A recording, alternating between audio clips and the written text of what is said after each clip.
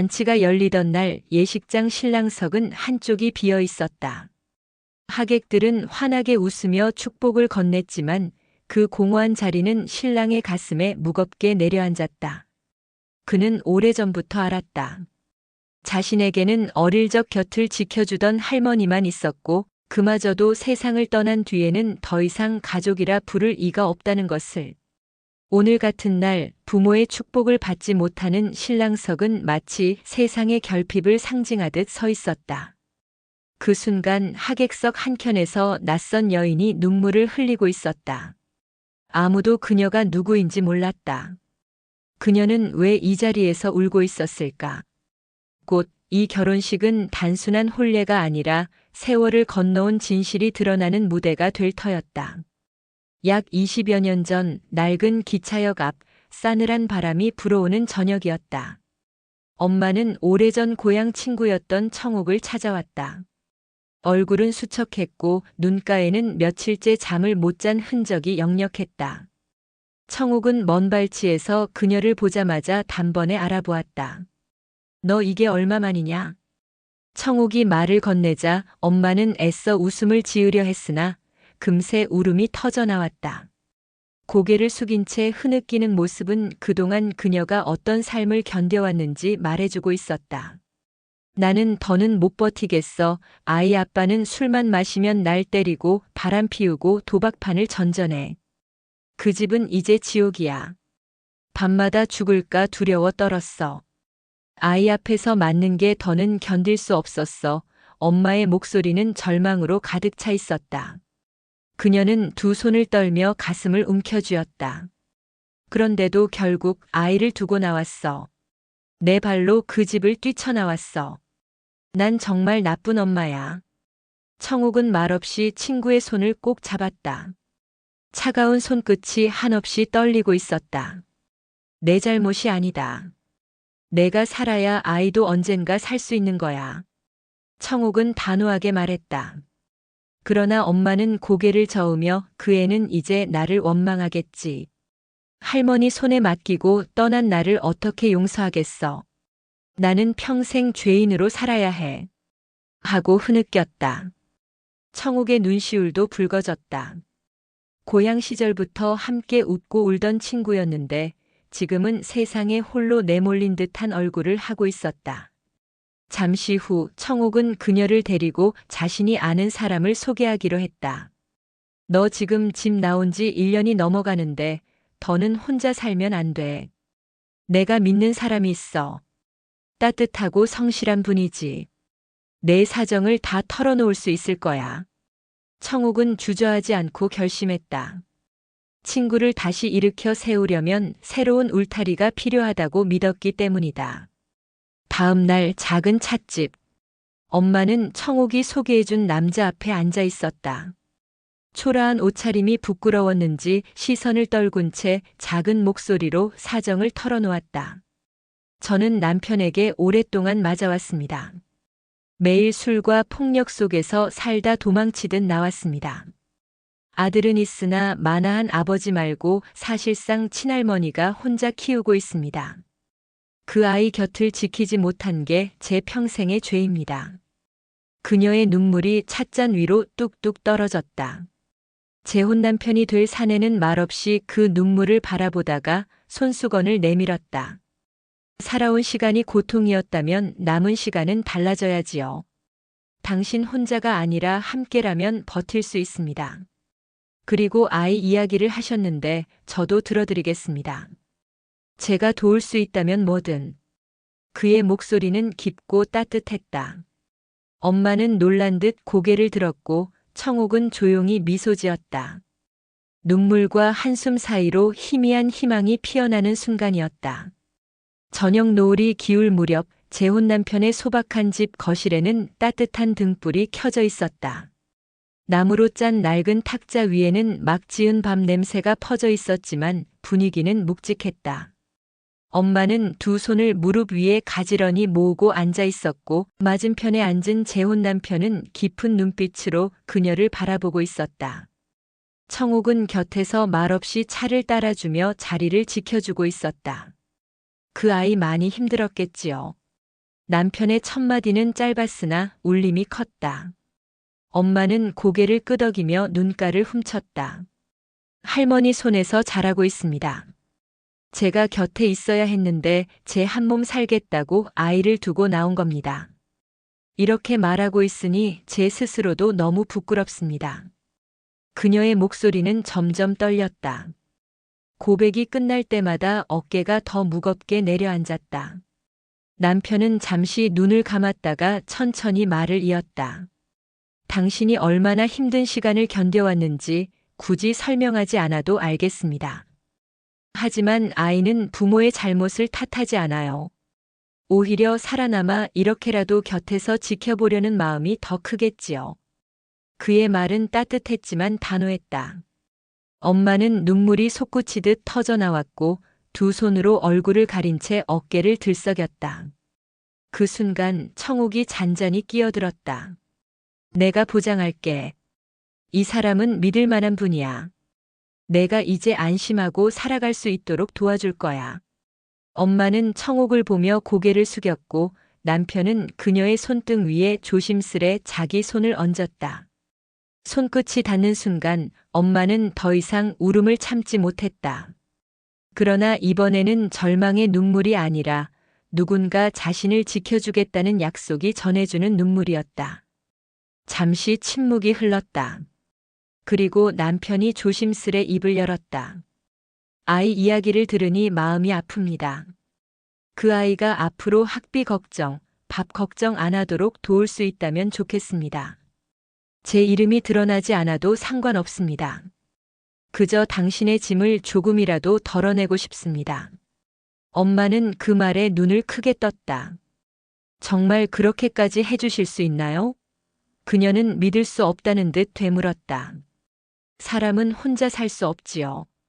제가 가진 게 크진 않지만 아이의 앞길을 위해 기꺼이 보태겠습니다. 다만 아이가 혹시라도 엄마가 자신을 버렸다는 상처를 더 크게 받을까 걱정입니다. 그러니 후원은 익명으로만 합시다. 아이가 혼란스럽지 않게. 그는 분명하면서도 섬세했다. 엄마는 입술을 깨물며 고개를 끄덕였다. 청옥 역시 조용히 숨을 고르며 말했다. 그게 최선일 거야.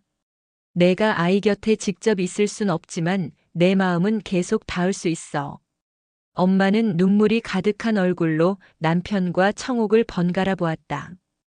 그녀의 손이 작게 떨렸으나 이내 힘주어 고개를 끄덕였다. 부탁드릴게요.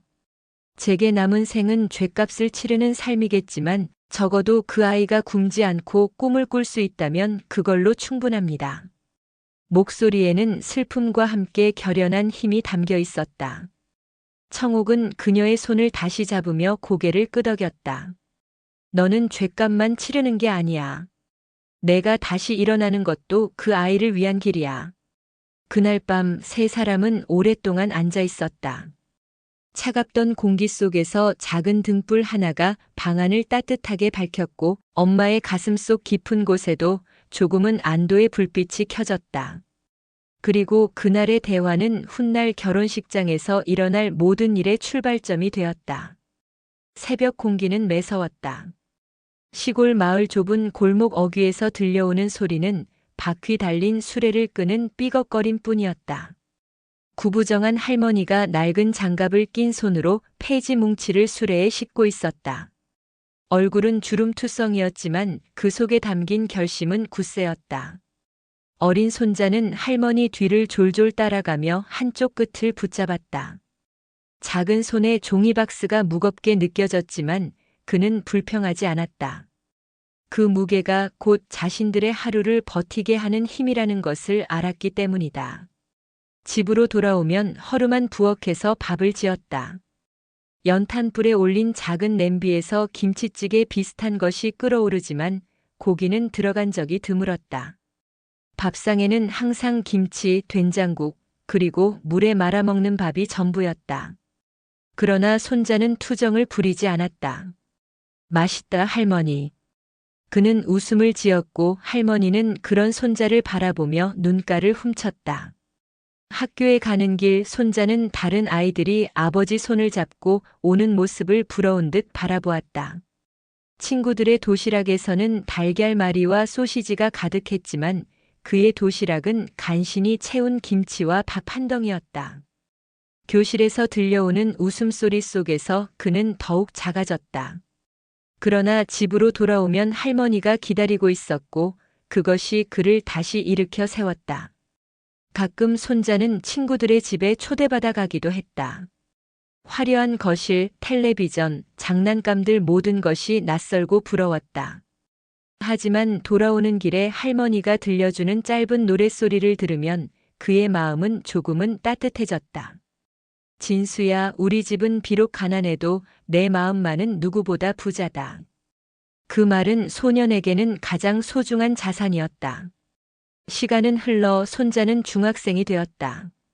사춘기가 찾아오자 마음은 요동쳤다. 집안의 가난과 부모의 부재가 견디기 힘들게 다가왔다. 친구들 앞에서 집 이야기를 숨기기 바빴고 때로는 할머니에게 화를 내기도 했다. 왜 우리 집은 이래야 해요? 왜 난 엄마는 없고? 아빠는 들어오지도 않아요? 할머니는 그 말에 가슴이 무너졌지만 꾹 참고 손자의 등을 쓰다듬었다. 그래도 넌 할미의 희망이다. 할미는 너 하나만 있으면 돼. 그러던 어느 날 우체통에 편지 한 통이 꽂혀 있었다. 발신인은 알 수 없었다. 할머니는 봉투를 열며 손자의 이름이 쓰여 있는 걸 보고 눈을 크게 떴다. 안에는 짧은 문장과 함께 생활비가 들어 있었다. 내가 마음껏 공부할 수 있기를 바란다.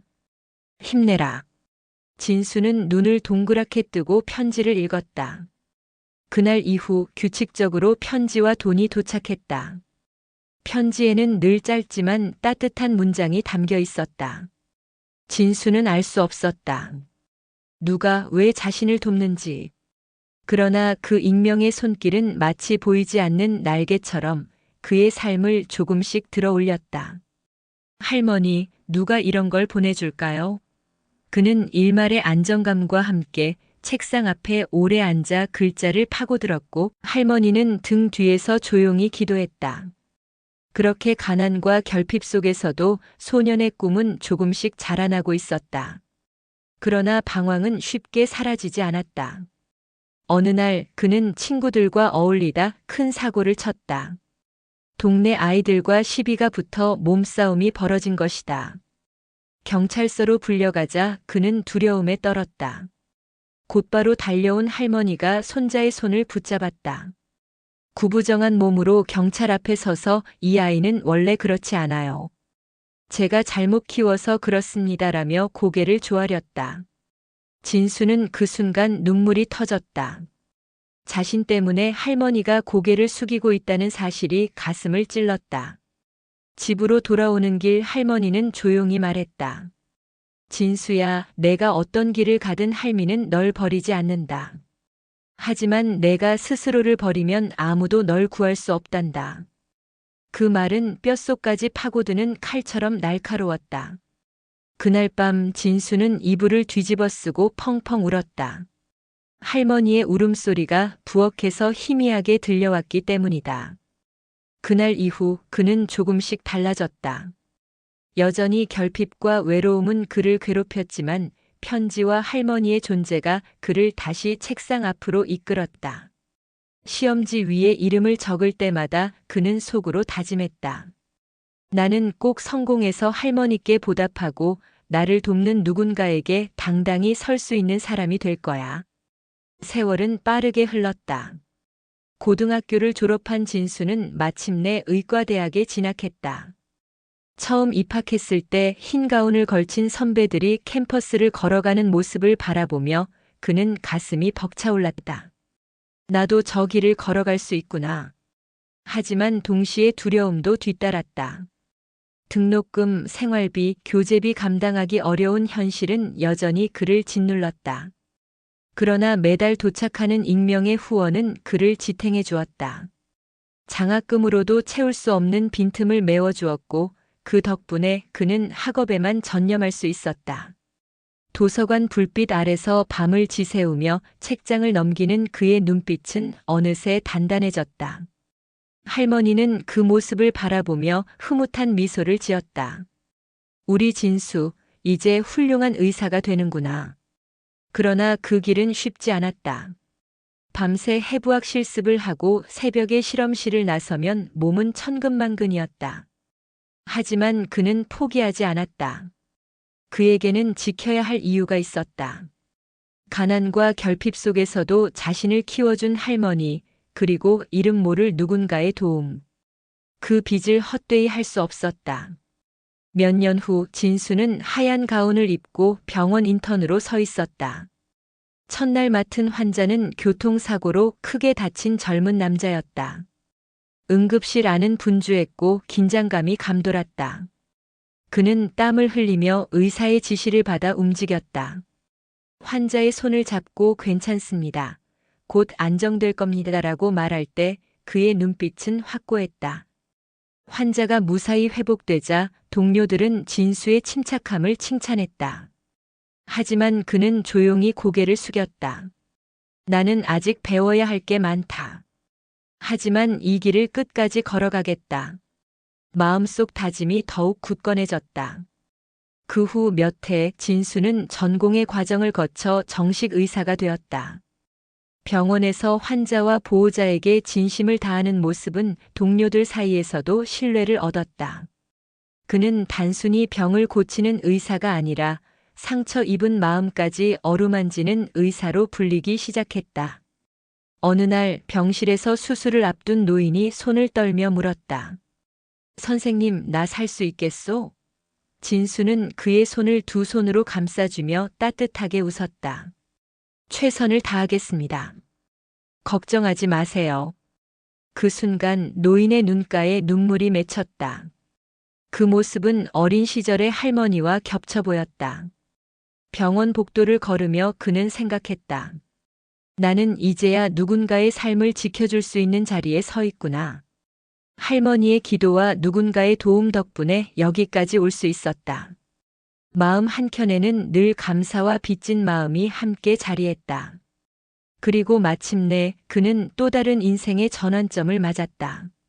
결혼. 그동안 힘든 길을 함께 걸어온 연인과 약속을 맺기로 했다. 예식 날짜가 잡히자 그는 할머니의 영정 사진을 꺼내 들었다. 할머니, 저 이제 가정을 꾸립니다. 보고 계시죠? 눈가에 뜨거운 눈물이 맺혔다. 혼주석이 비어 있다는 사실이 마음을 짓눌렀지만 그는 담담히 준비를 이어갔다. 결혼식 준비가 한창이었다. 병원에서 바쁜 일정을 소화하면서도 진수는 틈틈이 신부와 함께 예식장을 알아보고 신혼집을 꾸몄다.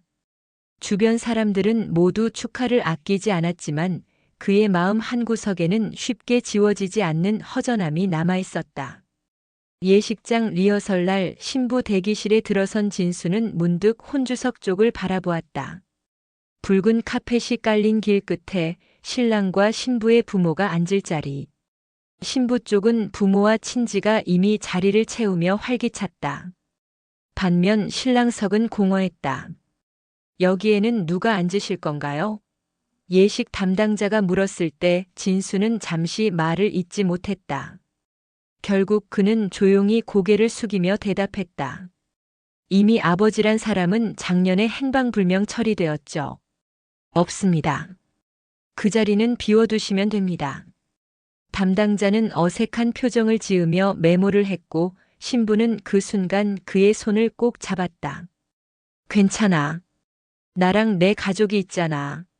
신부의 말은 따뜻했지만 공허함을 완전히 메워주지는 못했다. 그날 밤 진수는 신혼집 책상 위에 앉아 오래된 상자를 꺼냈다. 상자 안에는 누렇게 바랜 편지들이 차곡차곡 쌓여 있었다. 초등학교 2학년 때부터 매달 도착했던 익명의 편지. 내가 꿈을 포기하지 않기를 바란다. 너는 반드시 이겨낼 거다. 짧고 단정한 글씨체는 그를 지금까지 이끌어온 힘이었다. 진수는 편지를 한 장 한 장 펼쳐 읽으며 눈가가 젖어들었다. 대체 누굴까? 왜 내게 이런 걸 해주신 걸까? 결혼을 앞두고 그 의문은 더욱 짙어졌다. 혹시 그분이 아닐까? 어릴 적부터 가슴속에 품었던 질문이지만 이제는 단순한 호기심이 아니라 절실한 갈망이 되었다. 자신을 키운 힘의 근원이 누구인지 알고 싶었다. 그러나 그는 끝내 답을 얻지 못한 채 상자를 덮고 깊은 한숨을 내쉬었다. 다음 날 신부와 함께 예복을 맞추러 갔다. 거울 앞에서 턱시도를 입은 진수는 낯설게 웃음을 지었다. 신부는 멋있어라며 손을 잡았지만 그의 눈동자에는 어딘가 그늘이 드리워져 있었다. 결혼이라는 새로운 시작 앞에서 그는 여전히 자신의 뿌리에 대한 갈증을 느끼고 있었다. 리허설 후기를 전해 들은 청옥은 조용히 생각에 잠겼다. 신랑석의 공허함 그리고 엄마의 망설임이 겹쳐졌다. 이제 때가 온 걸까? 하지만 그녀는 아직도 용기를 내지 못하겠지. 청옥은 결혼식이 다가올수록 점점 무거운 책임감을 느꼈다. 자신은 단순한 방관자가 아니라 오래전부터 이 이야기를 지켜본 증인이자 조율자였기 때문이다. 결혼 준비의 소란스러움 속에서도 진수의 마음은 점점 고요한 슬픔에 잠겼다. 그리고 그 고요는 곧 폭풍 같은 사건을 불러올 준비를 하고 있었다. 결혼식을 일주일 앞둔 어느 날 저녁, 청옥은 조심스레 전화를 걸었다. 수화기 너머로 들려온 엄마의 목소리는 여전히 떨리고 있었다. 청옥아, 나 아직도 모르겠어. 가야 할까, 가지 말아야 할까? 그녀의 숨소리만으로도 수십 년 쌓인 두려움이 전해졌다. 청옥은 단호하지만 따뜻하게 말했다. 지금까지 숨어 지냈지만 이제는 내 마음을 전해야 하지 않겠니? 비록 멀리서라도 말이야. 며칠 뒤 청옥은 엄마와 재혼 남편을 작은 찻집으로 불러냈다. 창가 자리에 세 사람은 마주 앉았다. 엄마는 손끝을 꼬며 말을 잇지 못했고 재혼 남편은 그녀의 등을 다독였다. 청옥은 조용히 이야기를 꺼냈다. 진수가 결혼을 해. 다음 주야. 혼주석은 텅 비어 있겠지. 그 자리가 그 아이에게 어떤 의미일지 넌 잘 알 거야. 엄마의 눈가에 눈물이 고였다. 알아, 너무 잘 알아. 하지만 그 아이가 날 보면 뭐라고 하겠니? 왜 이제야 나타났냐고, 왜 어린 날 지켜주지 않았냐고 원망할 거야. 난 그 말을 감당할 자신이 없어. 목소리는 점점 낮아졌고 두 손은 차갑게 식어갔다. 재혼 남편은 그런 아내를 바라보다 조용히 입을 열었다. 당신은 그 아이를 버린 게 아니에요. 우리가 함께한 후원, 그걸로 이미 당신의 마음은 닿았어요. 그의 목소리에는 굳은 진심이 담겨 있었다. 엄마는 눈물을 훔치며 고개를 저었다. 멀리서 후원한다고 자식을 버린 저의 잘못이 없어지지 않아요. 청옥이 곧바로 끼어들었다. 너무 자책하지 마. 그 아이는 누군가 자신을 지켜보고 있다고 믿으며 여기까지 온 거야. 그 믿음이 있었기에 버틴 거고 결국 의사가 되어 가정을 꾸리게 된 거야. 넌 이미 충분히 할 만큼 한 거야. 잠시 침묵이 흘렀다. 엄마는 눈을 감고 손수건을 꼭 쥐었다. 그리고 떨리는 목소리로 말했다. 그럼 멀리서라도 지켜볼게. 얼굴을 드러내지는 못하더라도 그 순간만큼은 함께하고 싶어. 청옥은 천천히 고개를 끄덕였다. 그래, 그게 맞아. 그 공간에 같이 있는 것만으로도 아이는 어딘가에서 전해지는 기운을 느낄 거야. 재혼 남편은 아내의 손을 잡으며 덧붙였다. 나도 함께하겠소. 혼자가 아니라 우리 둘이서 그 자리를 지켜줄게요. 그 말에 엄마는 비로소 작게 미소 지었다. 오랜 세월 짓눌린 죄책감 속에서도 그녀는 조금은 숨을 쉴 수 있었다. 찻집을 나설 때 창밖에는 봄비가 내리고 있었다. 엄마는 비를 맞으며 하늘을 올려다봤다. 진수야, 내가 행복하길 바란다. 결혼식 당일 화려한 꽃 장식과 음악으로 가득 찬 예식장은 축복의 분위기에 휩싸여 있었다. 하객들은 서로 인사를 나누며 환한 미소를 짓고 신부 대기실에서는 마지막 화장이 한창이었다.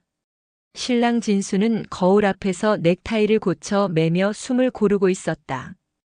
하지만 마음속에는 여전히 알 수 없는 허전함이 자리했다.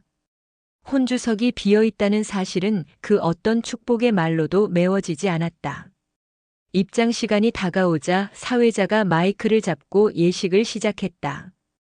웨딩 마치가 울려 퍼지고 하객들의 시선이 일제히 문 쪽으로 쏠렸다.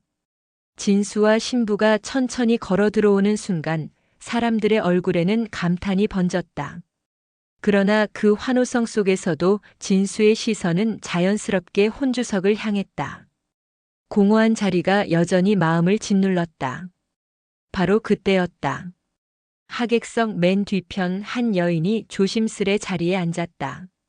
단정한 옷차림, 그러나 눈가에는 이미 눈물이 고여 있었다. 그녀는 다른 하객들과 어울리지 않고 오직 신랑을 뚫어지게 바라보았다. 주변 사람들은 고개를 갸웃했지만 누구도 그녀가 누구인지 몰랐다. 진수는 걸음을 멈추고 잠시 시선을 고정했다. 낯선 여인. 한 번도 본 적 없는 얼굴인데 설명할 수 없는 묘한 감정이 스쳤다. 그는 곧 고개를 돌리고 예식을 이어갔지만 마음속에 작은 파문이 일었다. 누구지? 왜 저렇게 울고 있는 거지? 예식은 차례대로 진행됐다. 신랑 신부가 서약을 낭독하고 축가가 울려 퍼졌다. 사람들의 웃음소리와 박수는 끊이지 않았지만 진수는 틈틈이 하객석을 향해 눈길을 주었다. 그 여인은 여전히 눈물을 닦으며 조용히 앉아 있었다. 신부 측 하객들은 속삭였다. 저분 누구야? 신랑 쪽 친척인가? 그러나 진수 쪽에서는 대답할 수 있는 이가 없었다. 할머니도 부모도 없는 자리. 결국 그녀는 철저히 낯선 존재일 뿐이었다. 축가가 끝나고 예식장은 잠시 고요에 잠겼다. 사회자가 다시 마이크를 잡고 다음 순서를 소개하려는 순간이었다. 뒷자리에서 갑작스러운 비명이 터져 나왔다. 여기 좀 봐주세요. 사람이 쓰러졌어요. 하객들의 시선이 일제히 쏠렸다. 눈물을 훔치며 앉아있던 바로 그 여인이 의자에 축 늘어져 있었다. 얼굴은 창백했고 호흡은 가빠졌다. 주변 하객들이 다급히 부축했지만 그녀는 의식을 잃은 듯 반응이 없었다. 순간 예식장은 술렁이기 시작했다. 신부는 놀라 입술을 가리고 진수를 바라봤다. 진수는 단 한순간도 망설이지 않았다. 그는 곧장 무대로부터 달려내려갔다. 자리 비켜주세요. 제가 의사입니다. 그의 목소리가 예식장을 울리자 하객들이 긴급히 길을 열었다. 진수는 바닥에 눕혀진 여인의 상태를 빠르게 확인했다. 맥박은 약했고 호흡은 점점 불안정했다. 그는 즉시 가슴 압박을 시작했다. 하나, 둘, 셋. 숨을 쉬어야 합니다. 땀이 이마를 타고 흘렀지만 그의 눈빛은 흔들리지 않았다. 신부도 단상에서 내려와 떨리는 손으로 물수건을 가져왔다. 하객들은 충격에 얼어붙은 듯 조용히 지켜보았다. 웨딩홀의 화려한 장식과 흰 드레스, 붉은 카펫은 이제 긴박한 응급 현장으로 변해 있었다. 사회자도 말을 잇지 못했고 카메라맨은 본능적으로 렌즈를 내렸다. 몇 분간의 심폐소생술 끝에 여인은 간신히 미약한 숨을 내쉬었다. 그러나 상태는 여전히 위중했다. 진수는 곧장 외쳤다. 구급차 불렀습니까? 누군가가 다급히 고개를 끄덕였다. 사이렌 소리가 점점 가까워지고 곧 구급대원이 들이닥쳤다. 들것에 실려나가는 순간 여인의 손이 힘없이 흘러내렸다. 진수는 본능적으로 그 손을 붙잡았다. 차갑고 가벼운 손끝, 그러나 어쩐지 낯설지 않은 감각이 전해졌다. 그는 순간적으로 멈칫했지만 곧 고개를 흔들었다. 병원으로 갑시다. 빨리요. 빨리. 청옥은 예상치 못한 이 장면을 지켜보고 있었다. 수십 년 전 친구가 아이를 두고 집을 떠났던 순간이 떠올랐다. 그리고 지금 아들의 결혼식장에서 다시 쓰러져 나가는 그 친구의 모습이 겹쳐졌다. 청옥은 깊게 눈을 감았다. 운명이란 이렇게 아이러니하게 얽히는 건가? 구급차 문이 닫히고 사이렌이 요란하게 울리며 예식장을 떠나려는 순간이었다. 진수는 환자가 위급한 상황임을 알고 자신의 결혼식을 뒤로한 채 망설임 없이 응급차에 바로 올라탔다. 신부를 남겨놓은 채 응급차 안은 긴박했다. 사이렌이 요란하게 울리는 동안 진수는 환자 옆에 앉아 산소 마스크를 고정하고 맥박을 확인했다. 구급대원들이 빠르게 장비를 점검했지만 그들의 시선에도 불안이 담겨 있었다. 환자의 상태는 생각보다 위중했다. 혈압 계속 떨어집니다. 구급대원 한 명이 외쳤다. 진수는 짧게 대답했다. 계속 산소 공급 유지하세요. 도착하면 바로 수액 투여 준비합니다. 그의 목소리는 단호했다. 결혼식장에서 신랑이었던 모습은 이미 사라지고 오직 의사로서의 본능만이 남아 있었다. 병원에 도착하자마자 응급실 문이 활짝 열렸다. 환자는 들것에 실려 의료진에게 넘겨졌다. 진수는 잠시 멈추려 했지만 곧 발걸음을 멈추지 않았다. 제가 직접 돕겠습니다. 쓰러지신 뒤부터 계속 살펴봤습니다. 의료진은 놀란 듯 그를 바라봤지만 그 눈빛의 진지함에 고개를 끄덕였다. 응급실 안 모니터에 찍힌 심박수는 불안정했다. 담당 의사가 빠르게 소견을 말했다. 혈액 검사 결과 희귀 혈액형입니다. AB형 RH-네요. 혈액원에 확인해야 합니다. 순간 긴장감이 더욱 고조됐다. 의료진들은 서로 눈빛을 교환하며 희귀 혈액형이다. 재고가 부족하다는 말을 속삭였다. 진수는 깜짝 놀라며 말했다. 제 혈액형도 AB형 RH-입니다. 주변이 순간 정적에 잠겼다. 의료진이 황급히 그의 혈액을 채취해 검사했다. 결과는 일치. 천만다행으로 진수의 혈액은 환자의 생명을 살릴 수 있는 상황이었다. 간호사가 조심스럽게 물었다. 신랑님, 지금 결혼식 복장이신데 괜찮으시겠어요? 진수는 짧게 웃었다. 그건 나중 문제입니다. 지금은 이분을 살려야 합니다. 그는 주저하지 않고 헌혈용 침대에 누웠다. 바늘이 팔에 꽂히는 순간 심장이 요동쳤다. 단순히 환자를 살리는 일이 아니었다. 알 수 없는 강렬한 끌림이 마치 운명처럼 가슴을 파고들었다. 수혈이 시작되자 환자의 얼굴에 조금씩 혈색이 돌았다. 의료진은 안도의 한숨을 내쉬었다. 진수는 지켜보다가 눈을 감았다. 피가 몸을 떠나 흐르는 동안 설명할 수 없는 감정이 차올랐다. 왜 이렇게 낯선데도 익숙한 걸까? 이 사람과 내 사이에 대체 어떤 인연이 있는 걸까? 수혈이 끝나고 환자는 안정 상태로 접어들었다. 의료진이 고개를 숙이며 말했다. 신랑님 덕분에 이분 살았습니다. 진수는 힘겹게 고개를 끄덕였다. 이제야 비로소 신부의 손을 잡아줄 수 있겠다고 생각했지만 그의 마음속 한가운데에는 여전히 풀리지 않는 물음이 자리했다. 저 사람은 누구인가? 왜 나와 같이 희귀한 혈액형을 가진 걸까? 그리고 식장에서 왜 그토록 눈물을 흘렸을까? 병실로 옮겨진 환자의 곁에서 진수는 한동안 자리를 지켰다. 그는 결혼식이라는 삶의 가장 중요한 순간을 뒤로하고 지금은 단지 한 생명을 지켜낸 의사로 남아 있었다. 그러나 직업적 양심을 넘어 그는 이제 개인적인 이유로도 그 여인을 놓을 수 없었다. 나는 알아내야 한다. 저 사람이 누구인지, 왜 내 앞에 나타난 건지. 그 결심은 굳건했다. 결혼식은 끝났지만 진수의 새로운 이야기는 이제 막 시작되고 있었다. 시간이 조금 흘러 병실의 불빛은 희미하게 깜빡였다. 수혈을 받은 여인은 산소 마스크를 낀 채 조용히 누워 있었다. 진수는 침대 옆 의자에 앉아 환자의 얼굴을 유심히 바라봤다. 낯설었지만 왠지 모르게 익숙한 기운이 그 얼굴에 스며 있었다. 시간은 느리게 흘렀다. 새벽이 다가올 즈음 여인의 손끝이 미약하게 움직였다. 진수는 즉시 몸을 앞으로 기울였다. 그녀의 눈꺼풀이 천천히 떠오르고 흐릿한 시선이 그를 향했다. 잠시 침묵이 흐른 뒤 여인의 입술이 떨리며 아주 작은 목소리가 흘러나왔다. 우리 집 날쌘돌이. 순간 진수의 가슴이 철렁 내려앉았다. 오래된 기억 속 깊숙한 곳에서 잊고 있던 장면이 번쩍 떠올랐다. 아직 어린 시절 엄마가 품에 안고 자신을 그렇게 불러주던 목소리.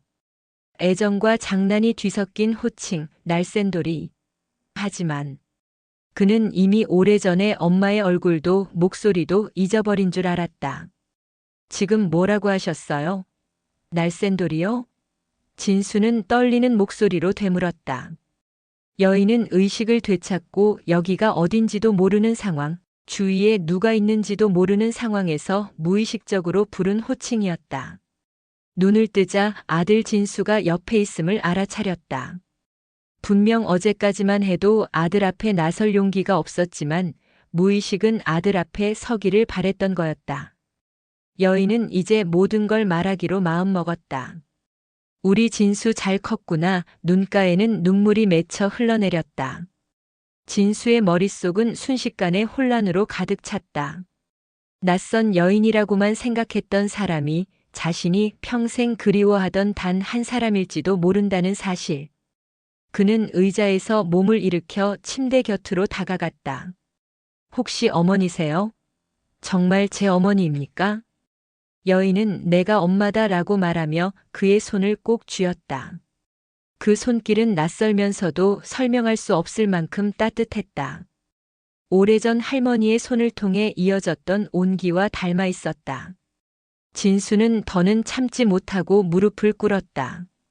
눈물이 두 볼을 타고 흘러내렸다. 왜 지금까지 오지 않으셨어요? 그의 목소리는 울부짖음에 가까웠다. 여인은 고개를 떨구며 흐느꼈다. 용기가 없었어. 널 버리고 떠난 죄인이기에 내 앞에 설 자격이 없었어. 하지만 단 한순간도 널 잊은 적 없단다. 매달 편지를 보내며 후원을 하며 그게 내가 할 수 있는 전부였어. 진수의 눈이 크게 흔들렸다. 편지들.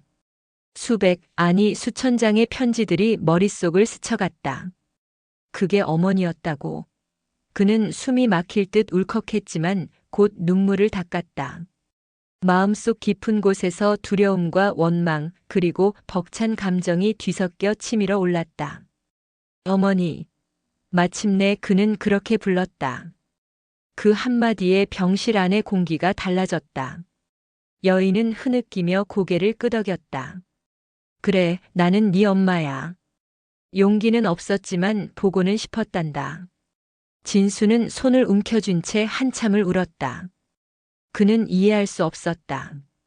왜 이제야 만난 것인지, 왜 이토록 큰 공백을 남겼는지. 그러나 동시에 마음속 한켠이 따뜻하게 녹아내렸다. 그토록 그리워하던 엄마라는 존재가 눈앞에 살아있었다. 청옥은 병실 문 밖에서 조용히 이 장면을 지켜보고 있었다. 그녀의 눈에도 눈물이 맺혔다. 오랫동안 준비해온 이 순간이 드디어 현실이 된 것이다. 그러나 청옥은 병실 안으로 들어가지 않았다. 이건 진수와 엄마 둘만의 시간이었기 때문이다. 병실 안의 공기는 눈물과 침묵으로 가득 차 있었다. 진수는 여전히 엄마의 손을 꼭 잡고 있었고 엄마는 힘겹게 눈을 감았다 떴다 반복하며 말을 이어갔다. 너한테 얼굴을 보일 용기가 없었어. 내가 나를 원망할까봐 내 삶을 흔들까봐 두려웠어. 진수는 고개를 저으며 눈물을 삼켰다. 어머니 원망도 했습니다.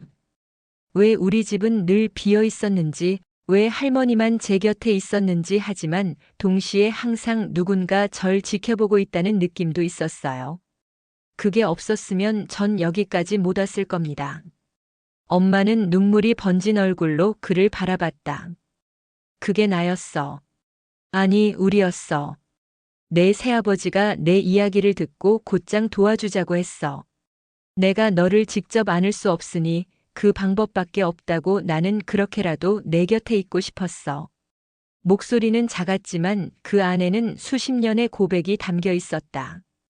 진수는 충격과 안도 속에서 눈을 감았다. 머릿속에서 수많은 장면이 스쳐 지나갔다.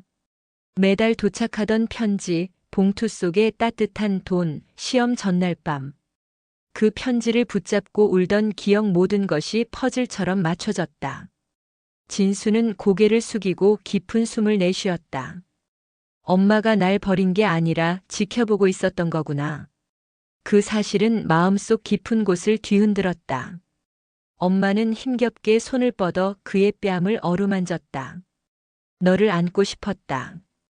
단 하루도 잊은 적이 없었어. 우리 집 날쌘돌이. 내가 이렇게 자라줘서 고맙다. 그 순간 진수는 더 이상 참을 수 없었다. 그는 고개를 숙여 엄마의 손등에 눈물을 흘리며 말했다. 저야말로 감사합니다.